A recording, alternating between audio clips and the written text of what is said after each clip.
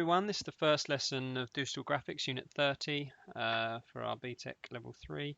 And what we're covering today is raster and vector graphics and pixels and image resolution. Okay, so by the end of this you'll be able to explain all of those things. So my objectives for today's session, by the end of this video certainly, you should be able to describe the difference between the two types of raster and vector graphics. You should be able to describe what a pixel and image resolution is. You can identify both the graphics just by looking at them. So what's a vector, what's a raster. You'll be able to search and find examples of these for yourself. You'll also be able to explain different uses for different types of images. So what's the output for them. And you'll be able to explain how the image resolution and pixels can affect image quality. So let's get started really. So a pixel, you've probably heard of megapixels and things before. So a pixel is essentially also known as a picture element. If you imagine taking one of your holiday photos or something like that and drawing a grid over it, you'd have loads and loads of little squares. So you draw a perfect grid of millions of little squares. That each one of those squares represents a pixel. So each one tiny square represents a pixel. So say, for example, your phone has a 12 megapixel camera. What that actually means is your phone takes a 12 megapixel picture, which means that there will be 12 million squares making up the picture that you've taken. Okay, so that's how it divides it up. So it can use 12 million little squares. Each one of those squares holds the value of one color. Each individual square will hold information just on one color, not on any more than one color, just the one. It only stores data on one color for you, and combining all that information together, those little squares of color, makes your photographs. That's why when you zoom into a photograph, it starts to get blurry and things like that, okay, because the image quality is quite low and the pixels become larger. And we'll have a look at some examples of this in just a minute. But when output alone is just a square of one color, but when combined with many pixels, they form a picture, usually involving thousands or millions of other pixels, which is exactly what I'm talking about. So if you took one pixel on its own, it would just be one solid block color. But when you combine millions of them together, you make these beautiful pictures, or any photograph essentially. So let's look at what pixel intensity means. Okay, so the intensity of a pixel is very much dependent on the color. So if you imagine the color red, how many variations of the color red? So if I say to you, I'd like you to paint this wall red. One person's red could be this color, one person's red could be this, or it could be this or this. Hopefully those of us that can see the color red will be able to see there's a big difference between each and every one of these. Okay, so that's known as the intensity. Just because we say red, it doesn't mean one simple solid color. For example, something like Photoshop might have at least 255 versions of one color that we could do. Okay, so there are millions of possibilities of color choices we could make. And that intensity of a color is determined through something called a hexadecimal. Okay, so we store the value as something called a hexadecimal. Okay, and if I just momentarily pause, I will show you what I mean in Photoshop. It's like magic, it appears on your screen in front of you. So here's Photoshop. Here's the color picker that I've chosen from down here. Now, the reason that I've used this as an example is because any combination of color has its own information. So if we were looking at the RGB color, which you'll be familiar with, red, green, blue, the colors of the screen, each color has its own unique RGB value. So this color red that I've chosen here has the value of 216 red, 0 green, 0 blue. But if I choose this color red, which is still classed as the color red, it would be 220 red, 75 green, 75 blue. Okay, so we're looking at the intensity of these colors. Or CMYK, which is used, cyan, magenta, yellow, forget what the K stands for, CMYK. So essentially, these percentages would be used for print. We use CMYK color for print. We use RGB color for screen. So we get our percentages rather than a number. Okay, or in Photoshop, or a lot of the packages anyway, but we get this hexadecimal value here as well, which means there will be each and every single color will have a unique code, so that if I wanted to copy and paste that code, so let's, for example, let's change to another color. So I'll make a square in this color very fast. Okay, that's great. But now I want to make a square that was the color I was just looking at, that color green. So I copy and paste it. I'll paste it back in that number, and you can see it chooses the exact color that I was talking about. It says famous last words. Okay, my fill color up here needs to be changed. There you go. There you go. So that's what we're talking about, and that gives you just some reference for it. But if we have a look here, a color is generated at 3 or 4 color intensities. So now you understand that. I was talking about RGB. So a certain amount of red color goes in, a certain amount of green goes in, a certain amount of blue goes in, and then CMYK as it's called, but cyan, magenta, yellow, and black. The amount, I think it's Kino or something when it's CMYK, something like that. I can't remember off the top of my head. But those are the amount, a percentage of each amount of those colors that go in to make a certain color, just how a printer would work as well. Okay. So we're researching into the basically into the hex color chart basically, and that's going to show you how much color is used to generate a specific color. That is called the color, the hex color. That is your pixel intensity. Okay, so what colors are we combining to make that certain specific variation of that color? Okay, so when we talk about image resolution, we're talking about the detail that an image holds. Okay, so how much information is stored in that image, how clear is it, the resolution, so you know, how much detail is in that picture, so what size is it, and so on. So this can be measured in many ways. Basically, it's how close the lines of each pixel can be without being visibly resolved. And what resolve means is to render part of an image visible and distinct. So as soon as those lines start to blur, that's when we're not being resolved anymore. So it's how close you can get those lines together. So basically how rich, how much detail you can get in. That's the way you would measure it. So you imagine those squares. I was talking about having a grid, you know, imagine noughts and crosses. You've got your grid. How close together can those lines go? How close can you get them? How much information? How many squares? How many millions of squares? So you get tiny little lines to make tiny little squares, and the more you can get, the more information you can store, obviously. The bigger your image resolution will be, because the more squares you can have. Okay, pixels, but I'm trying to make this understandable. So let's look at an example. Okay, so if we were talking 1 pixel by 1 pixel, so our image is 1 pixel, that is what we'd get, 1 block solid color. Then we've got 2 pixels by 2, so we've got 2 across the top, 2 across the bottom. Okay, obviously this is what we're trying to achieve, the letter R, so you wouldn't be able to get enough information. If we go 5 by 5, so 5 across the top, 5 across there. Again, we've tried to make the letter R, but obviously there's nowhere near enough information on this screen to be able to do it.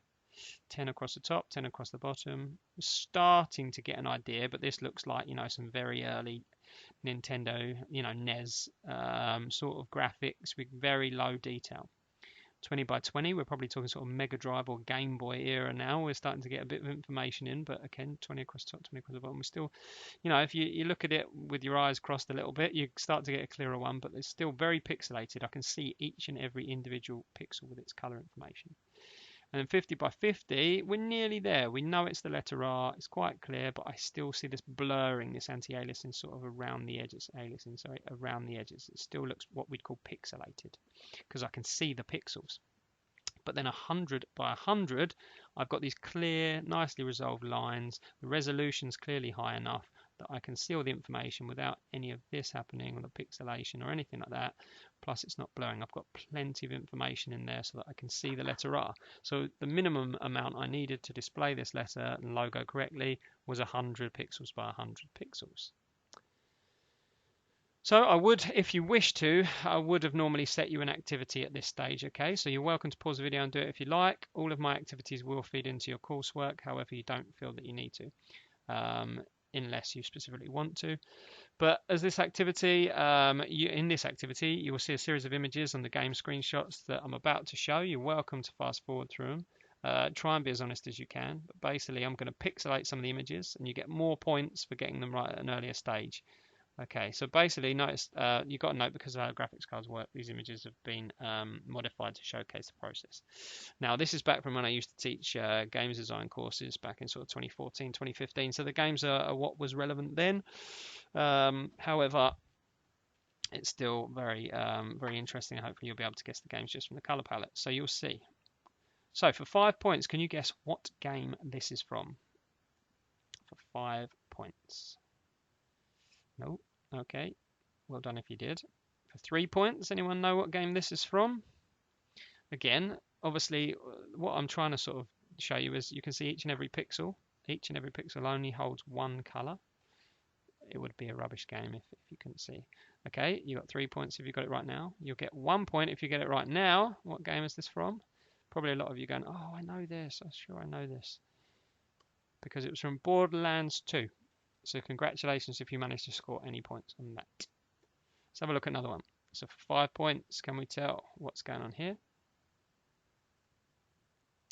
For 3 points, can we tell what's going on here? For 1 point, can we guess what's coming on here? Hopefully you can start to see some shapes here, some characters maybe, because it was Lego Batman 2. So for 5 points, I bet a few people might have got this if you're into old school arcades. 3 points. 1 point. Donkey Kong Classic. There he is, our boy Mario. And for 5 points, this is a tough one. The color palette is synonymous with this game series. You'll see by the end of it. But you can see each and every pixel here. It's very hard to tell any information. But this is a pixel. It holds information on one color only. 3 points. 1 point. Professor Layton and the Curious Village. But Professor Layton would have been enough. Okay, and last but not least, for 5 points, there's some hardcore fans of this game series, and they tend to be the ones who get this one straight away at 5 points. 3 points, 1 point, League of Legends. Okay, quite a very bluish grey sort of colour palette. Okay, so let's look at the two types of graphics. There are two different types of graphics that you need to know. You've got raster graphics and you've got vector graphics. Raster graphics can also be known as bitmap. So, as we know, at this stage, all shout at your screens, digital images consist of thousands, sometimes millions of pixels. That's right, pixels.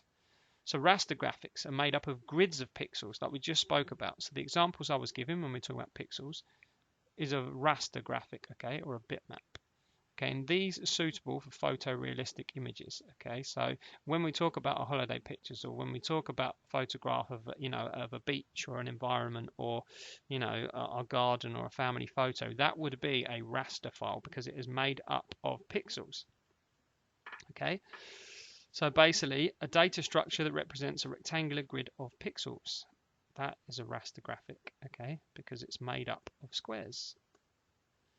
So basically they're resolution dependent though, so you need more resolution. So what I mean by that is if I'm talking about I've got 1024 by 576 or something like that pixels, what that actually means is 1024 pixels in that direction, 576 pixels in that direction, and then obviously we'll times those two together to work out how many we've got. Off the top of my head I don't know that answer, so 1024 times 576, so we're looking at 589,824 pixels would be in that example I've just given you. Okay, so we're talking about nearly 590,000 little squares.